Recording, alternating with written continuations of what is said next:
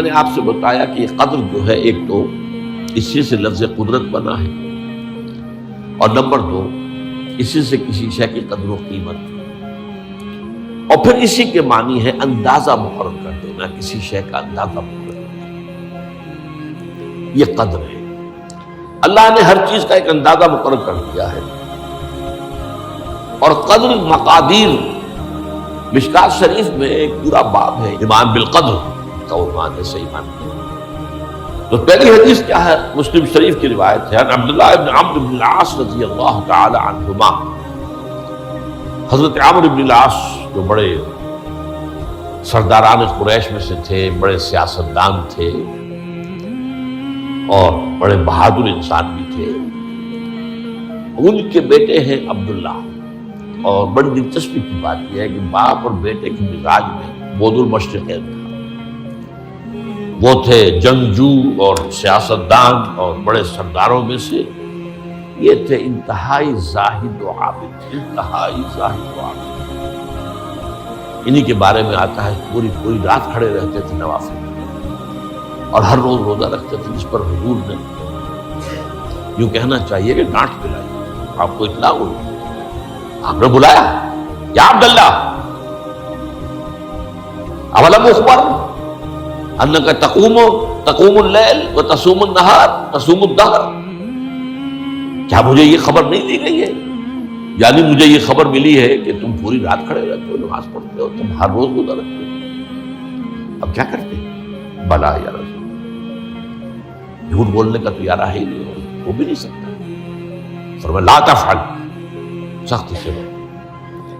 وہ عبداللہ ابن عمرو ابن العاص رضی اللہ تعالیٰ عنہما اس کے راوی ہیں، قال رسول اللہ صلی اللہ علیہ وسلم كتب اللہ مقادیر الخلائق قبل ان يخلق السماوات والارض ب50,000 سنہ۔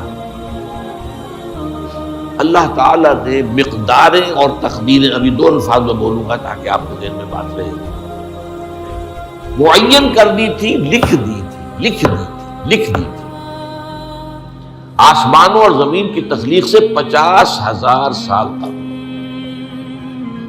یہ ہے قدر، ہر چیز کی ایک تقدیر جو ہے وہ معین ہوئی۔ اب آئیے اس میں کتاب سے مراد کیا ہے؟ جو آیت میں نے دوسرے نمبر پر پڑھی آج، سورہ حدید کی آیت، ما اصاب بمصیبۃ فی الارض ولا فی انفسکم الا فی کتاب من قبل ان نبرأ۔ کتاب سے مراد کیا؟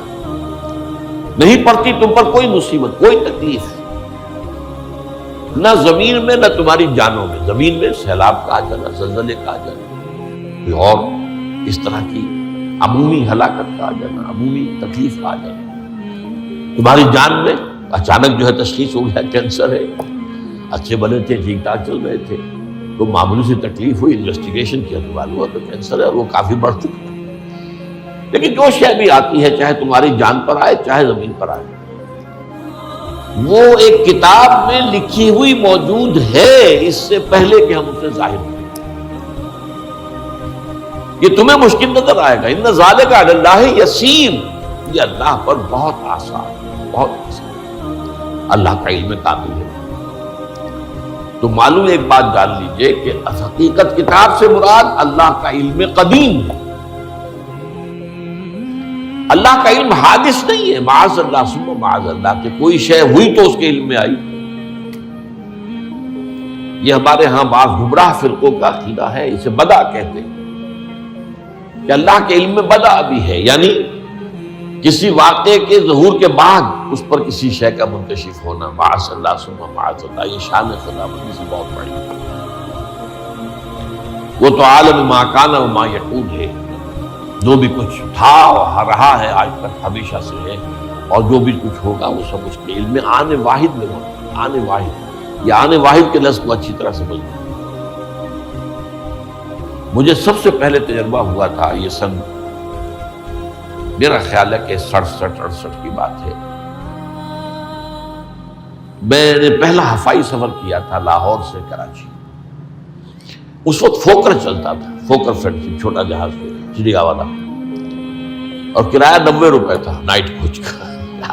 آپ تصور کیجیے تو میں چونکہ مجھے جغرافی سے دلچسپی ہے اور فوکس زیادہ اونچا نہیں ہوتا، تو میں دیکھتا جا رہا تھا کھڑکی سے، اس وقت ہم کہاں پہنچ گئے، اب کہاں پہنچ گئے، اب جو روشنیاں نظر آ رہی ہیں کس شہر کی ہیں، یہ اکاڑے کی آ گئی، یہ ساہیوال کی آ گئی، یہ آگے اور آگے۔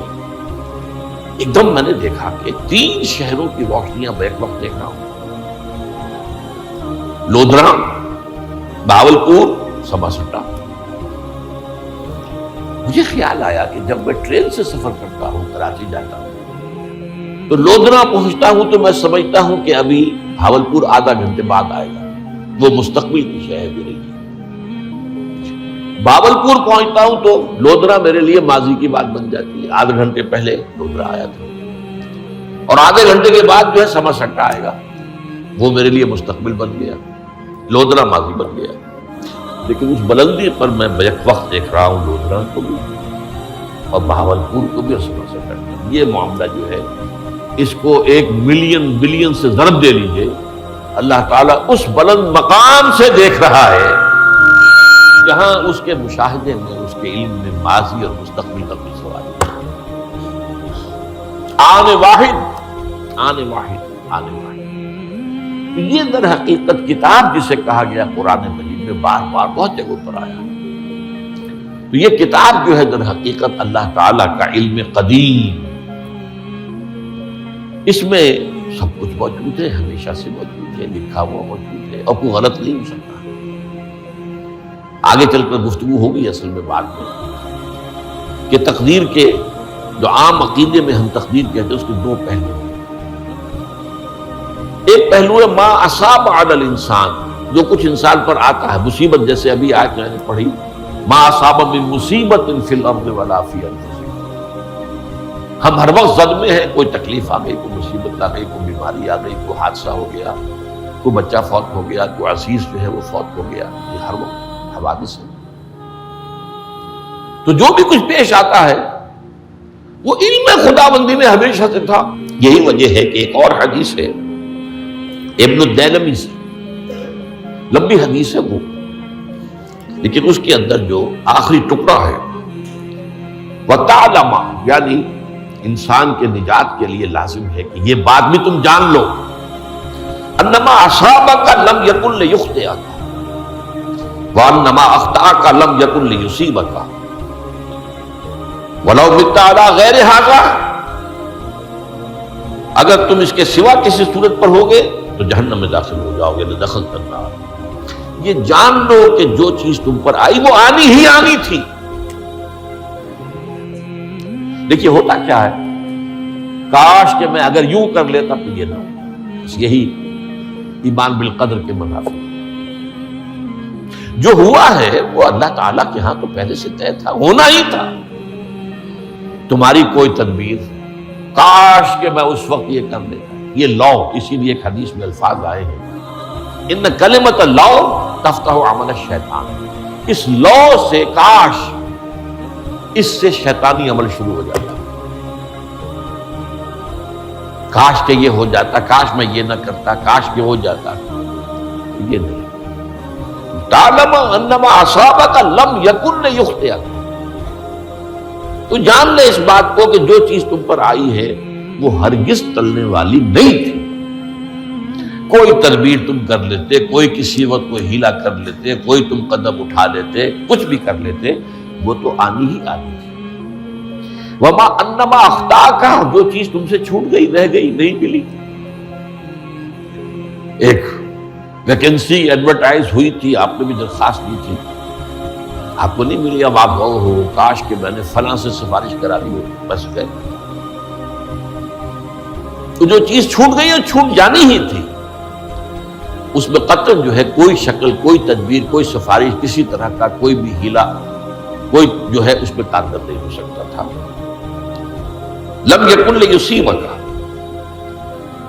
وبت علی غیر ذلک، اگر تو اس کے سوا کسی کیفیت پر تیری موت واقع ہوئی، اگر یہ یقین نہیں ہے، یہ ہے تقدیر کا وہ مفہوم کہ جس کا تعلق ہے علامہ اصاب الانسان، جو انسان کے اوپر وارد ہو رہا ہے، اس کے ضمن میں تقدیر کا مفہوم کیا ہے؟ جو ہوا ہے وہ تو ہونا ہی تھا۔ اس میں تو کسی شک و شبے کی گنجائش ہے، یہ تو قطع اللہ تعالیٰ کا فیصلہ ہے۔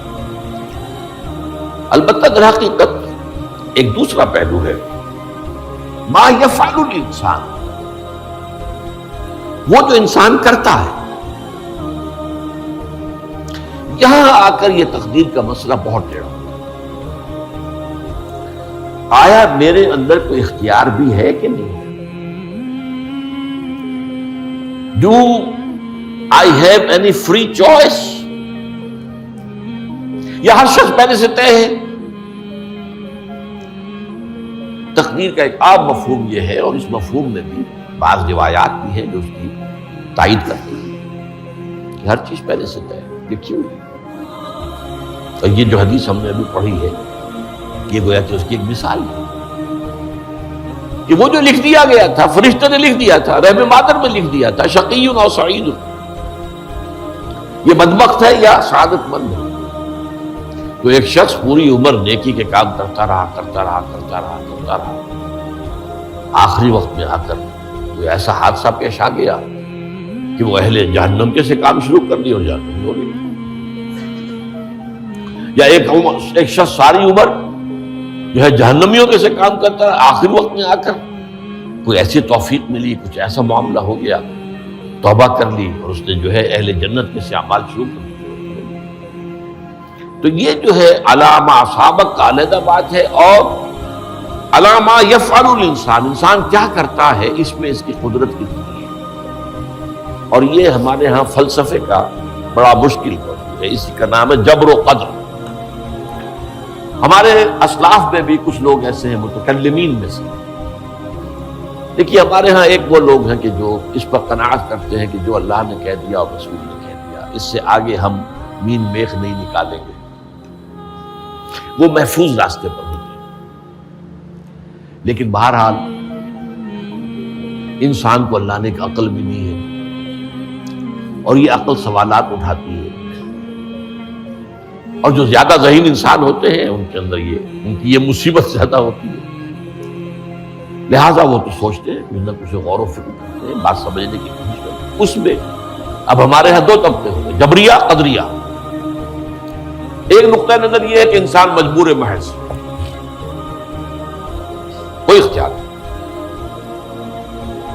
اور ایک یہ ہے کہ انسان قادر مطلق ہے، جو چاہتا ہے اپنے فیصلے میں مختار مطلق ہے، تو فیصلہ کرتا ہے۔ انہیں قدریہ کہتے ہیں۔ تو جبریہ اور قدریہ ان کی بحثیں ہمارے ہیں، یہ وہی تقدیر کا مسئلہ جو میں نے کہا تھا، بحثوں میں آ کر الجھ گیا، آج تک حل نہیں ہوا، حل ہو سکتا ہی نہیں۔ اب اس کے ضمن میں علامہ اقبال کا ایک شعر آپ کو سناتا ہوں، وہ بہت اچھا لگتا ہے، بہت خوبصورت لگتا ہے شعر ہونے کے اعتبار سے۔ تقدیر کے پابند جمادات و نباتات، مومن صرف اللہ کے احکام کا پابند۔ اس میں انسان سے پابندی کی نفی کر دی گئی ہے، وہ صرف پابند ہے اللہ کے احکام کو۔ نتیجے کے اعتبار سے تو جو یہ شعر کہہ رہا ہے جو بات، وہ صحیح ہے، پابندی اصل جو ہے وہ اللہ کے احکام کی، لیکن یہ کہ تقدیر کی پابندی سے انسان کی پوری طرح آزاد نہیں۔ یہ سمجھ لینا کہ یہ جمادات و نباتات ہی کا معاملہ، یہ غلط ہے، یہ مبالغہ ہے۔ ظاہر بات ہے کہ شاعر جو ہے، شاعر مبالغے سے بچ نہیں سکتا، چاہے وہ علامہ اقبال ہو، کوئی بھی ہو۔ اسی لیے سورہ شعراء کے اندر جو عام شعراء کی جو صفات بیان ہوئی ہیں وہ آپ کے ذہن میں آ گئی ہوئی۔ مبالغہ کرتے ہیں، فی کل واد یہیمون انہم یقولون ما لا یفعلون، وہ کہتے بھی وہ کچھ ہے جو کرتے نہیں ہیں، اور یہ بات تو علامہ اقبال پر بھی چشمہ ہوتی ہے۔ بہرحال یہ شعر ذرا پھر نوٹ کیجئے، تقدیر کے پابند جمادات و نباتات، مومن صرف اللہ کے احکام کا، بات صحیح ہے۔ انسان بہت سے اعتبارات سے مجبور ہے۔ سب سے پہلے جو ہے انسان کے اندر ایک تقدیر نوعی ہے، نوع انسان۔ چھوٹی سی چڑیا اڑتی پھرتی ہے، انسان نہیں اڑ سکتا،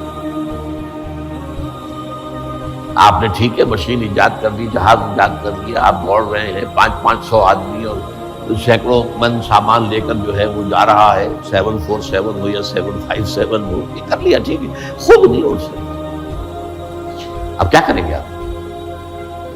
یہ تقدیر نوعی ہے، سپیشیز، ہر سپیشیز کے لیے اللہ نے ایک اندازہ مقرر کر دیا ہے، اس اندازے ہی میں رہے گا، اس سے باہر نہیں جا سکتا۔ پھر ایک تقدیر شخصی ہے۔ اب دیکھیے تقدیر شخصی کیا ہے؟ بعض اوصاف و صفات ہمیں وراثتاً ملتے ہیں، we have no choice۔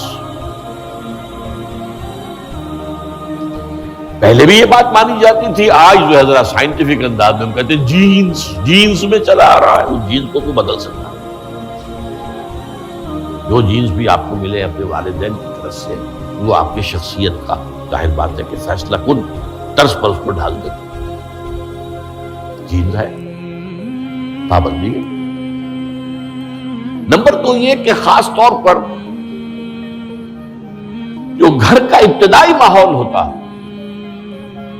ماں کی گود اور ابتدائی گہوارہ گھر کا، اس کے جو اثرات مرتسم ہو جاتے ہیں شخصیت کے اوپر، وہ بھی بڑے مستقل پختہ۔ ان دونوں چیزوں کو ضرب دے دیتے hereditary factors multiplied by environmental factors, اس سے مل کر ایک شے تیار ہوتی ہے جس کو قرآن کہتا ہے شاکلہ۔ قل کل یعمل علی شاکلتہ فربکم اعلم بمن هو اہدی سبیلا، سورہ بنی اسرائیل۔ شاکلہ کسے کہتے ہیں؟ شاکلہ شکل دینے والی شے۔ آپ کو لوہا ڈھالنا ہے، کوئی خاص پرزہ بنانا ہے، اس کا پہلے سانچہ بناتے ہیں، لوہے کو پگھلا کے اس میں ڈالیں گے تو جیسا سانچہ ہوگا ویسا ہی لوہا جو ہے وہ شکل اختیار کرے گا، اسے شاکلہ کہتے ہیں۔ یہ شاکلہ جو ہے ہر انسان کا، اس سے باہر انسان نہیں جا سکتا، اس کے اندر سٹرگل ہوگی، اس کے اندر اس کی جد و جہد ہوگی، لیکن اس کا یہ مطلب نہیں ہے کہ اس کا کوئی فری چوائس ہے۔ فری چوائس ہے، لیکن وہ فری چوائس انہی حدود کے اندر کام کرے گا، اس سے باہر نہیں۔ اس بات کو مختلف احادیث میں حضور نے بہت خوبصورتی سے بیان کیا۔ ایک حدیث بڑی اہم ہے، بڑی اہم۔ الناس کالمعادن، انسانوں کی مثال بھی معدنیات کیسی ہے؟ اب سونے کی معدنیات میں سے سونے کی جو اور ہے، اب پتہ نہیں اردو میں مجھے معلوم نہیں اور کا ترجمہ کیا کرتے ہیں آپ لوگ، لیکن جانتے ہیں اور وہ کچی دھات جس سے کو صاف کر دیتے ہیں تو پھر وہ دھات جو ہے خالص شکل میں سامنے آ جاتی ہے۔ سونے کی اور سے سونا بنے گا، چاندی کی اور سے چاندی بنے گی، سونا تو نہیں بن سکتا، جتنا چاہے صاف کر لیں، وہ اور تو مستقل۔ الناس کالمعادن خیارکم فی الجاہلیت خیارکم فی الاسلام، جو تم میں جاہلیت کے دور میں، پری اسلامک دور میں جو بہترین تھے، وہی اسلام میں آ کر بہترین ہوئے۔